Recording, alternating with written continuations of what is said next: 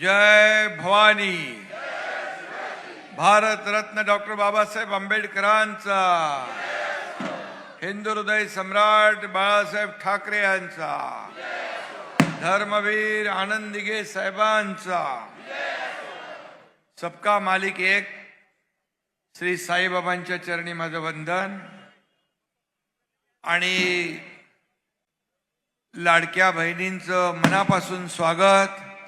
लाडक्या बहिणी मोठ्या प्रमाणावर आहेत, व्यासपीठावर पण आहेत, समोर पण आहेत आणि लाडके भाऊही आहेत। सगळ्या लाडक्या भावांचे मनापासून मी स्वागत करतो। खरं म्हणजे कोपरगाव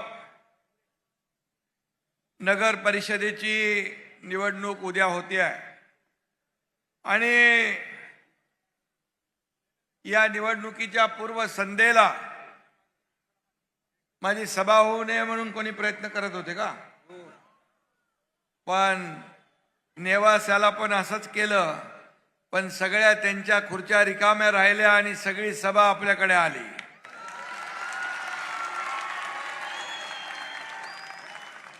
आता लाडक्या बहिणींना तुम्ही फसवू शकत नाही, त्यांचा लाडका भाऊ त्यांच्या समोर उभा आहे आणि म्हणून या लाडक्या बहिणींसाठी मी मुख्यमंत्री असताना मुख्यमंत्री माझी लाडकी बहीण योजना सुरू केली।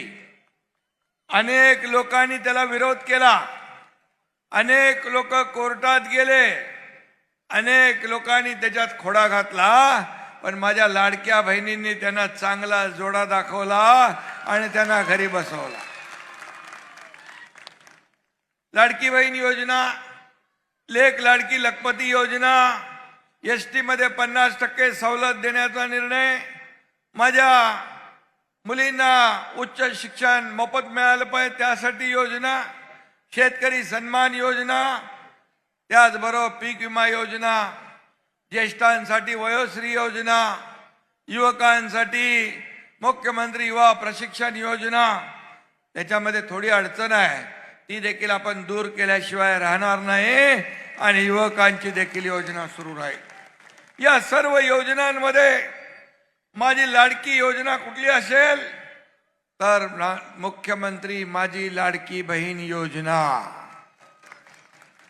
ओवाळणी दर महिन्याला मिळते ना, आणि म्हणून कोणी माईकाला आला तरी लाडकी बहीण योजना कधीही बंद होणार नाही।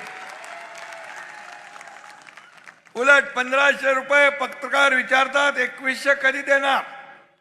मी त्यांना सांगितलं योग्य वेळी देणार, देणार म्हणजे देणार।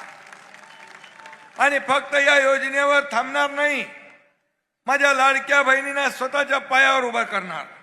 अनेक माझ्या लाडक्या बहिणी एकत्र येऊन छोटा मोठा व्यवसाय करू लागल्या, त्यांना लाडकी बहीण योजनेतून लाडकी बहीण लखपती बनवल्याशिवाय आम्ही राहणार नाही, हा शब्द मी या ठिकाणी देतो। आणि म्हणून बघा, आपले राजेंद्र जावरे या ठिकाणी आपले उमेदवार आहेत आणि मी पण आपल्याला सांगतो,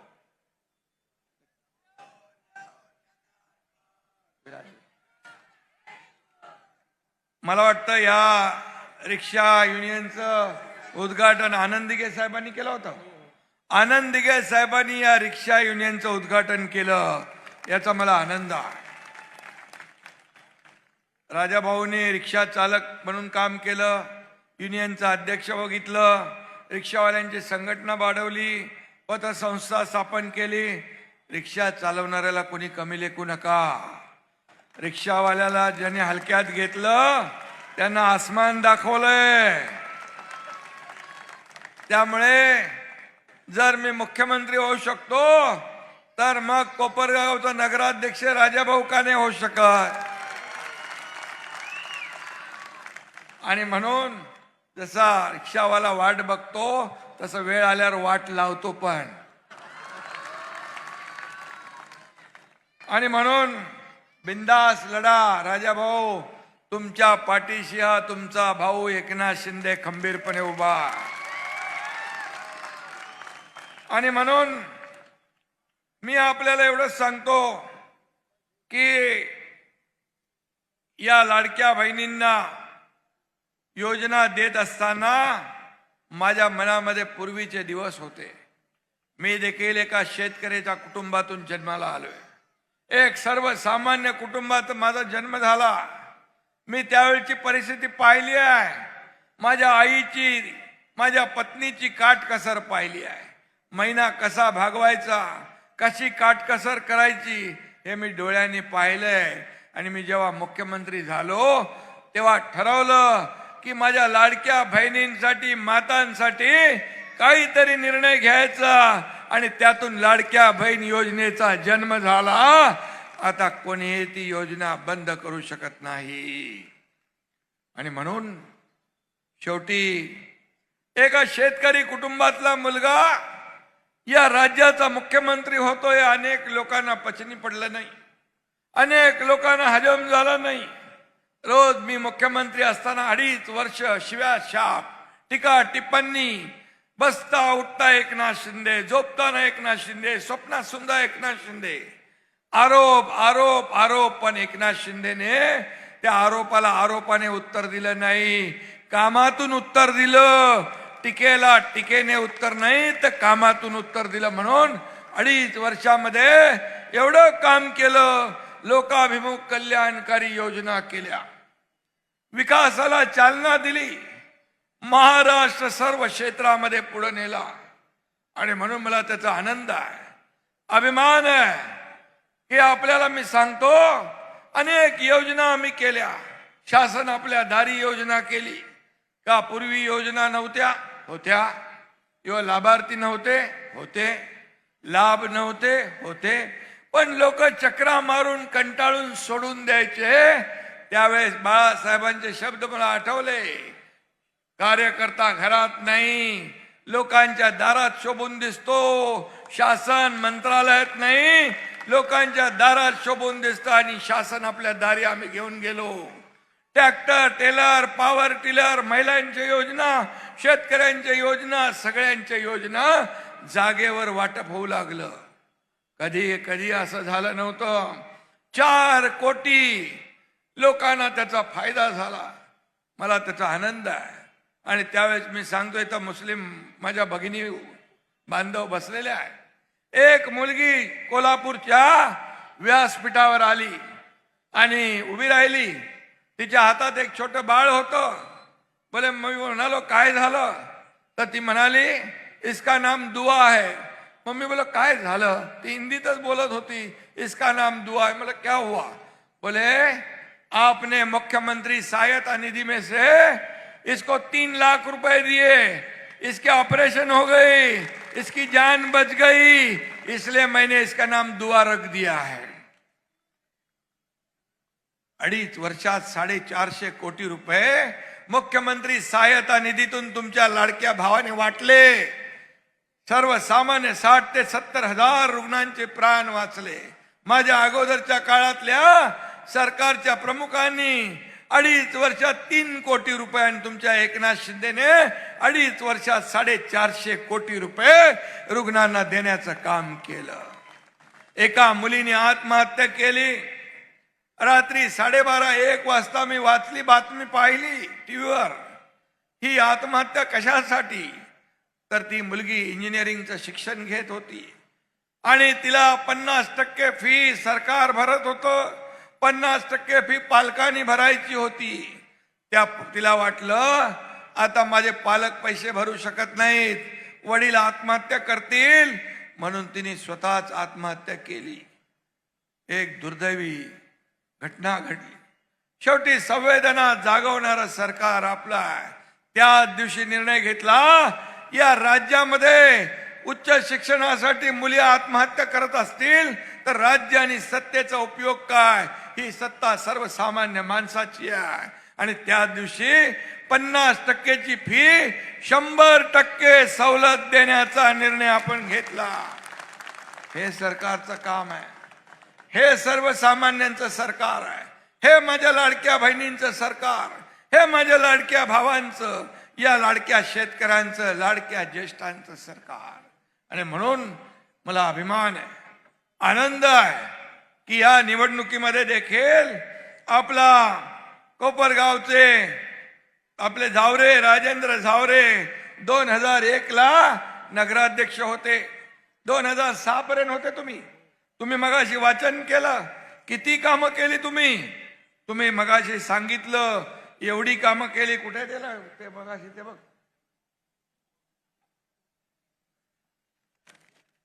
मी बघत होतो नगराध्यक्ष पदाच्या कारकिर्दीमधले ऐतिहासिक कामं. शिवाजी महाराजांचा पूर्ण पुतळा, राजाभाऊ, त्याचबरोबर हे सगळे शाळा, दुनिया, सगळं किती आहे. आता मला वाटतं त्याच्यानंतर काय कामच झालं नाही का? 20 वर्षात काहीच झालं नाही. म्हणजे वनवास 14 वर्षाचा असतो, तो 20 वर्ष झाले इकडे वनवास आहे. आता वनवासातून तुम्हाला कोपरगावला बाहेर काढायचं आहे ना, परिवर्तन घडवायचं आहे ना. आणि मग त्याला पर्याय काय? राजाभाऊ झावरे पाहिजे ना. आणि म्हणून राजेंद्र झावरे आपल्या नगराध्यक्ष पदाचे उमेदवार आहेत. एक सर्वसामान्य कार्यकर्ता काय करू शकतो त्यांनी त्याच्या 5 वर्षाच्या कारकिर्दीत दाखवलेला आहे. आणि म्हणून या ठिकाणी राजेंद्र झावरे आणि त्यांचं पॅनल पूर्णच्या पूर्ण निवडून आलं पाहिजे, अशा प्रकारची विनंती तुम्हाला मी करायला आलोय. बघितलं सगळीकडे मागून पुढून सगळं भरलेलं आहे. कोणी इथं एकनाथ शिंदेची सभा होऊ नये म्हणून प्रयत्न केले, ते लपून छपून बघत असतील. जरा बघून घ्या. सर्व जातीपातीचे लोक इथं आहेत, सर्व समाजाचे लोक आहेत.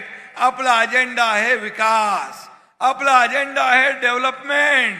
आणि म्हणून या ठिकाणी मी आपल्याला एवढंच सांगतो, एवढे सगळे लोक, उद्याच आहे ना मतदान, उद्या मतदानाला एवढे सगळे लोक सकाळी बाहेर पडले, आपले नातेवाईक, पै पाहुणे, सगळे सोयरे, सगळ्यांना सांगितलं, तर मला वाटतं सगळ्या विरोधकांचं डिपॉझिट जप्त झाल्याशिवाय राहणार नाही. आणि राजेंद्र झावरे पाटील आणि त्यांची टीम या ठिकाणी बहुमताने निवडून आल्याशिवाय राहणार नाही, असा विश्वास या ठिकाणी व्यक्त मी करतो.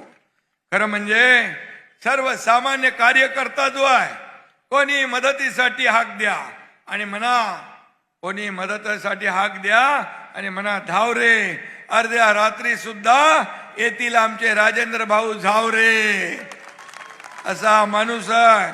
काय याची ओळख करून देण्याची काय गरज कुणाला नाही. आणि म्हणून अस्सल कार्यकर्ता आहे, माणसाला कुठल्याही पदाची हाव नाही, साधा माणूस आहे. आणि म्हणून अशाच व्यक्तीला आपण निवडून द्यायचं आहे. सर्वसामान्य माणूस केंद्रबिंदू मानून काम करणारा हा राजा भाऊ आहे. मी माझ्यासारखाच आहे, साधा. मी देखील, आपल्याला माहित आहे, मुख्यमंत्री व्हायच्या अगोदर असाच होतो, मुख्यमंत्री झाल्यावरही तोच आहे, आजही तोच आहे. मी कालही कार्यकर्ता म्हणून काम केलंय, आजही कार्यकर्ता म्हणून काम करतोय, उद्याही कार्यकर्ता म्हणूनच काम करणार आहे. आणि म्हणून प्रॉपर्टी, संपत्ती किती कमवली, मालमत्ता किती कमवली, यापेक्षा माणसं किती कमवली आणि माणसांचं प्रेम किती कमवलं हे महत्वाचं आहे. आणि राजा भाऊ, तुम्ही ते कमवलंय याचा मला अभिमान आहे. आणि मी आज संपूर्ण महाराष्ट्रामध्ये फिरतोय, या लाडक्या बहिणींची संख्या पाहून मला खात्री आहे, ही संख्या अशीच विधानसभेत देखील मी पाहिली आहे. लँडस्लाइड मॅन्डेट विधानसभेत या लाडक्या बहिणींनी दिलंय. या निवडणुकीत देखील तुम्हाला उद्याच्या धनुष्यबाणासमोरचं बटन दाबून हे तुमचं हे रेकॉर्ड ब्रेक मतांनी विजयी केल्याशिवाय राहणार नाही, असा विश्वास या ठिकाणी देतो. आणि म्हणून मी आपल्याला एवढंच सांगतो, तुम्ही काय काय केलंय. आता त्याची जंत्री वाचायला नवीन 24 तास वीज वाहिनी, क्लोरीन गॅस यंत्रणा, पालिकेला थकबक्की वीज पट्टी भरून शिस्त लावली, यामध्ये मार्केट आहे, मगाशी मी सगळं सांगितलेलं आहे. त्यामुळे आता तुम्हाला काय काय पाहिजे ते सांगा. पूर्वी पाणी यायचं भरपूर, आता येत आहे किती दिवसांनी येत आहे? 5 दिवसांनी. आता दररोज पाणी पाहिजे ना, दररोज पाणी पाहिजे ना. मग विरोधकांना पाणी पाजावं लागेल, पाजणार ना. आणि ते आपल्याला करायचं आहे. चांगले रस्ते पाहिजेत, चांगले भुयारी योजना पाहिजे, पिण्याचं शुद्ध पाणी पाहिजे, उद्यान पाहिजे, खेळाला मैदान पाहिजे. आणि काय पाहिजे बोला? झोपडपट्टी धारकांना जे 7/12 जो आहे नावावर तुमच्या करून पाहिजे, तो देखील या ठिकाणी दिला जाईल. कारण शेवटी आता नगर विकास विभाग माझ्याकडे आहे आणि नगर विकास विभागाच्या माध्यमातून या ठिकाणी आपल्याला ज्या ज्या काही सोयी सुविधा द्यायच्या आहे त्या देण्याचं काम आपण करू. मी आपल्याला एवढंच सांगतो की मगाशी मला एक कागद दिला होता, त्यांनी कुठं आहे?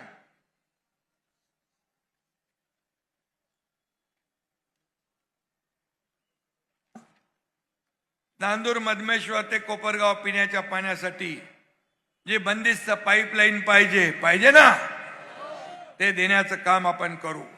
त्याचबरोबर स्वच्छ शुद्ध पाणी, त्याचबरोबर नगर परिषद हद्दीतील नगर विकास विभागाच्या मंत्रालयाच्या अंतर्गत येणारी बांधकामं जी आहेत ती देखील तात्काळ त्याला नियमित करण्यात येतील, हे देखील आपल्याला सांगतो. आणि त्याचबरोबर 15 वर्षापासून 1400 टपरीधारक व्यावसायिक विस्थापित झाले, त्यांना पण न्याय द्यायचा आहे. त्यांना देखील न्याय देण्याचं काम नगर विकास खात्याच्या माध्यमातून केलं जाईल. आणि त्याचबरोबर गाळ्यांचं जे काही गाळ्या बांधायचं काय बाकी आहे का? खड्डेमुक्त आणि धूळमुक्त कोपरगाव झाला पाहिजे, बाकी शहरांसारखं स्वच्छ झालं पाहिजे ना. आणि ते देखील करण्याचं काम आपण करू. कोपरगाव शहराचं सांडपाणी पवित्र गोदावरीमध्ये जाऊन पाणी दूषित होत आहे, हे देखील थांबलं पाहिजे ना, ते देखील थांबू. त्याचबरोबर संरक्षण भिंत बांधायची आहे, सुशोभीकरण करायचं आहे, हे देखील आपल्याला करायचं आहे. त्याचबरोबर इकडे काय शौचालयच नाहीत लाडक्या बहिणींसाठी? नाही, हे काही प्रभागात नाही. मग काय 20 वर्ष काय केलंय?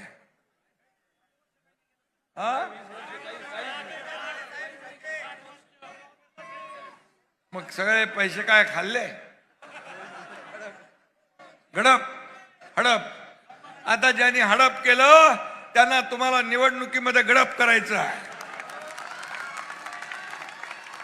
करणार ना.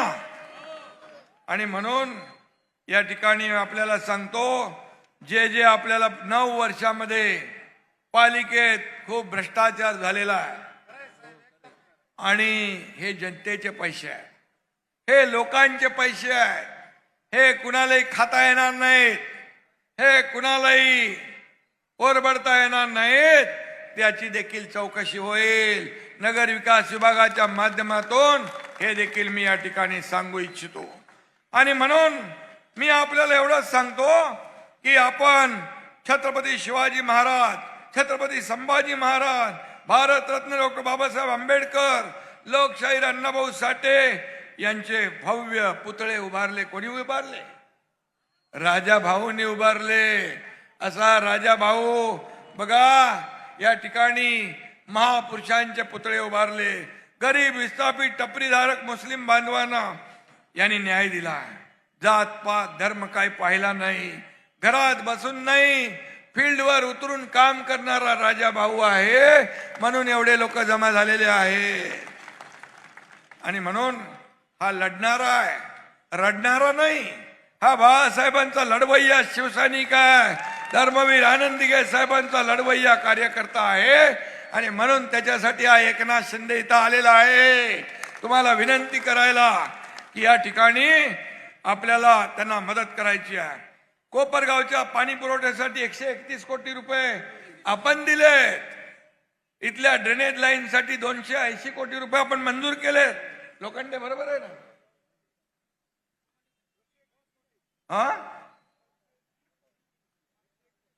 आणि 3 वर्षात 46 कोटी रस्ते, पाणी पुरवठा, स्वच्छता विभाग, भूमिगत गटार योजना या ठिकाणी. पण मी आपल्याला सांगतो, आज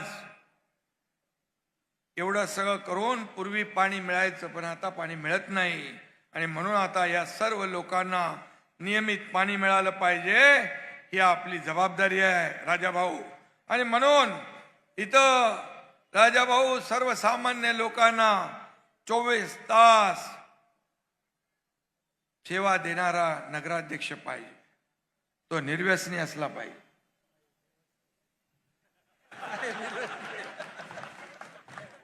एकदम जंटलमन आहे.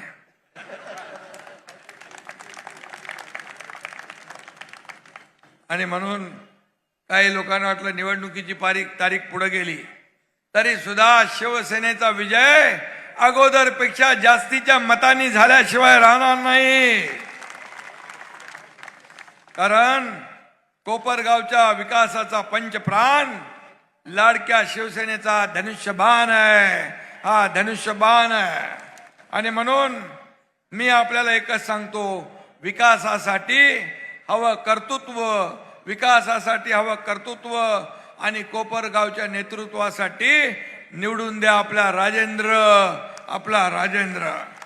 आणि आज काल भकास होता, आता करू विकास, आणू योजनांचं केंद्र. त्यासाठी कोपरगावमध्ये हवा फक्त आपला राजेंद्र, फक्त आपला राजेंद्र. आणि म्हणून मी आता जाता जाता एवढंच सांगतो की नाकर्त्यांना घरी पाठवू, नाकर्त्यांना पाठवू घरी, आणू विकासदारी. विरोधकांनी कितीही केली काव काव, पण भगव्याचेच होणार आपले कोपरगाव, होणार ना. आणि म्हणून तुम्हाला माझी विनंती आहे की उद्या सकाळी 7:30 वाजता आहे, 7:30 वाजता मतदान आहे. एवढ्या सर्व लोकांनी मतदान केलं तर मला वाटतं उद्या मतदान 20 तारखेला आणि 21ला परवा फटाके विजयाचे फोडायला या ठिकाणी आपण सगळे जमूया. या कोपरगाववर शिवसेनेचा भगवा फडकवूया, या कोपरगाववर विकासाचा भगवा फडकवूया. धनुष्यबाणाला मत म्हणजे विकासाला मत, आणि राजेंद्रला मत म्हणजे विकासाला मत. बाकी माझ्यावर सोडा. हा एकनाथ शिंदे दिलेला शब्द पाळतो. मी जेवढं बोललोय, तुम्ही सत्ता द्या, तुम्ही नगराध्यक्ष द्या, तुम्ही टीम निवडून द्या. एकनाथ शिंदे जे जे बोललाय ते दिल्याशिवाय राहणार नाही, हा शब्द मी आपल्याला देतो. आणि म्हणून मी असं कधी जे होणार तेच बोलतो, जे होणार नाही ते बोलत नाही. आणि म्हणून मला नेहमी बाळासाहेब सांगायचे, आनंद दिघे साहेब सांगायचे, शब्द देताना 10 वेळा विचार करा, 100 वेळा विचार करा, पण एकदा शब्द दिला की माघारी नाही. आणि म्हणून मी म्हणतो, एक तो मैं कमिटमेंट करता नहीं, लेकिन एक बार मैंने कमिटमेंट कर दी तो फिर मैं खुद की भी नहीं सुनता. धन्यवाद. जय हिंद, जय महाराष्ट्र.